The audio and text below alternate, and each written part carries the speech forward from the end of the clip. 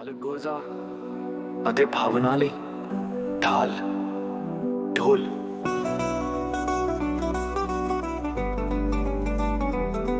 मेरा नाम शरोणी रामपाल सैनी, मेरी हर गल किसे भी पुरानी। शख्सियत धर्म मजहब संगठन जान उन्हां दियां किताबां ग्रंथां जां पोथियां विच नहीं मिल सकदी, क्योंकि मैं अपना अनमोल समा कदे भी दूजियां दी व्यर्थ नहीं करदा। मेरे सिद्धांतां दे आधार ते असलियत विच कोई दूजा है ही नहीं। मेरे अनंत सुखम अक्स दा भी कोई स्थान नहीं है, ਅਤੇ ਦੂਜੇ ਕੁਝ ਦਾ ਹੋਣ ਦਾ ਕੋਈ ਮਤਲਬ ਹੀ ਨਹੀਂ। ਲੰਬੇ ਸਮੇਂ ਦੇ ਇੱਕ ਪਤਾ ਮੇਰਾ ਚਿੰਤਨ ਹੈ। ਅਨਮੋਲ ਮਨੁੱਖ ਨੇ ਜਨਮ ਦੇ ਸਰੀਰ ਦੀ ਬੁੱਧੀ ਦੀ ਵਿਰਤੀ ਤੋਂ ਹਟ ਕੇ ਸਮਝਿਆ। ਬੁੱਧੀ ਨਾਲ ਬੁੱਧੀਮਾਨ ਹੋ ਕੇ ਕਦੇ ਵੀ ਆਪਣੇ ਆਪ ਨੂੰ ਨਹੀਂ ਸਮਝਾ ਜਾ ਸਕਦਾ, ਕਿਉਂਕਿ ਬੁੱਧੀ ਸਿਰਫ ਉਹ ਸਭ ਸਮਝਣ ਵਿੱਚ ਮਦਦ ਕਰ ਸਕਦੀ ਹੈ ਜੋ ਬੁੱਧੀ ਦੇ ਸੰਪਰਕ ਵਿੱਚ ਹੋਵੇ। ਸਮੁੱਚੀ ਅਨੰਤ ਵਿਸ਼ਾਲ ਭੌਤਿਕ ਸ੍ਰਿਸ਼ਟੀ ਦਾ ਗਿਆਨ ਬੁੱਧੀ ਦੀ ਸਮਰੱਥੀ ਕੋਸ਼ ਵਿੱਚ ਅੰਕਿਤ ਹੈ, ਪਰ ਆਪਣੇ ਆਪ ਨੂੰ ਸਮਝਣ ਲਈ ਆਪਣੇ ਆਪ ਨੂੰ ਹੀ ਬੁੱਧੀ ਦੀ ਸਮਰੱਥੀ ਕੋਸ਼ ਤੋਂ ਹਟਣਾ ਪੈਂਦਾ ਹੈ। ਹਰ ਵਿਅਕਤੀ ਆਪਣੇ ਆਪ ਨੂੰ ਸਮਝਣ ਲਈ ਆਪ ਹੀ ਸਮਰੱਥ, ਨਿਪੁੰਨ, ਸਰਵਸ਼੍ਰੇਸ਼ਠ ਹੈ।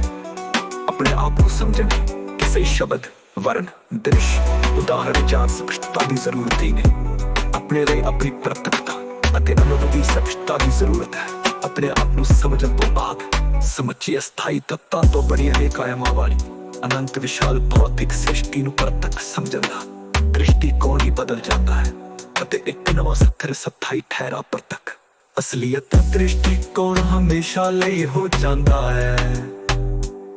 ਇੱਕ ਨਵਾਂ ਸਥਿਰ ਸਥਾਈ ਠਹਿਰਾ ਪ੍ਰਤੱਖ ਅਸਲੀਅਤ ਦਾ ਦ੍ਰਿਸ਼ਟੀਕੋਣ ਹਮੇਸ਼ਾ ਲਈ ਹੋ ਜਾਂਦਾ ਹੈ। ਨਮਾਰੀ ਇਹ ਸਭ ਤਬਦੀਲੀ ਆਪਣੇ ਲਈ ਸਮਝੀ ਅਨੰਤ ਵਿਸ਼ਾਲ ਭੌਤਿਕ ਸ੍ਰਿਸ਼ਟੀ ਸਰੀਰ ਬੁੱਧੀ ਪ੍ਰਕਿਰਤੀ ਦਾ ਅਸਤਿਤਵ ਖਤਮ ਕਰਨ ਤੋਂ ਬਾਅਦ ਹੁੰਦੀ ਹੈ, ਜਿੱਥੋਂ ਬਾਅਦ ਦੁਬਾਰਾ ਸਾਧਾਰਨ ਵਿਅਕਤੀ ਵਿੱਚ ਕਦੇ ਵੀ ਨਹੀਂ ਆ ਸਕਦਾ, ਚਾਹੇ ਆਪ ਵੀ ਕਰੋੜਾਂ ਯਤਨ ਪ੍ਰਯਤਨ ਉੱਪਰ ਜਾਣ ਕੋਸ਼ਿਸ਼ਾਂ ਕਰ ਲਵੇ। ਸਾਧਾਰਨ ਵਿਅਕਤੀ ਤੋਂ ਵਿੱਚ ਹੀ ਹੈ ਕਿ ਸਿਰਫ ਬੁੱਧੀ ਨਾਲ ਬੁੱਧੀਮਾਨ ਹੋ ਕੇ ਗਿਆਨੀ, ਮਹਾਤਮਾ, ਗੁਰੂ, ਰੱਬ, ਵਿਗਿਆਨੀ, ਪਰਮਾਰਥ ਦੀ ਪਦਵੀ ਵੀ ਹਾਸਲ ਕਰ ਲਈ ਜਾਵੇ। ਸਰਵਸ਼੍ਰੇਸ਼ਠ ਹੋ ਸਕਦਾ ਹੈ ਬਿਨਾਂ ਸ਼ੱਕ, ਪਰ ਆਪਣੇ ਆਪ ਨੂੰ ਨਹੀਂ ਸਮਝ ਸਕਦਾ, ਕਿਉਂਕਿ ਬੁੱਧੀ ਦੀ ਵਿਰਤੀ ਹੀ ਵਿਕਰਾਲ, ਸਮਝ ਭਰੀ ਅਤੇ ਅਸਥਾਈ ਤੌਰ ਤੇ ਮੌਜੂਦ ਹੈ। ਸ੍ਰਿਸ਼ਟੀ ਵਿੱਚ ਆਪਣੀ ਮੌਜੂਦਗੀ ਦਾ ਕਾਰਨ ਕੀ ਹੈ?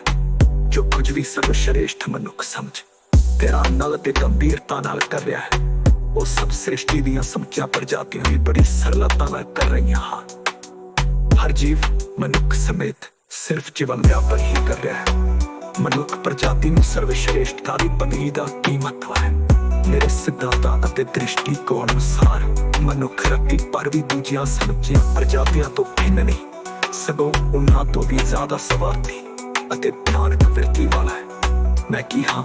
ਸਿਰਫ ਇੱਕ ਕਾਰਨ ਨੂੰ ਹੀ ਅਜੇ ਤੱਕ ਨਹੀਂ ਲੱਭ ਸਕਿਆ ਜਦੋਂ ਤੋਂ ਇਹ ਅਸਤਿਤਵ ਵਿੱਚ ਆਇਆ ਹੈ, ਬਾਕੀ ਸਭ ਤਾਂ ਬਹੁਤ ਦੂਰ ਦੀ ਗੱਲ ਹੈ।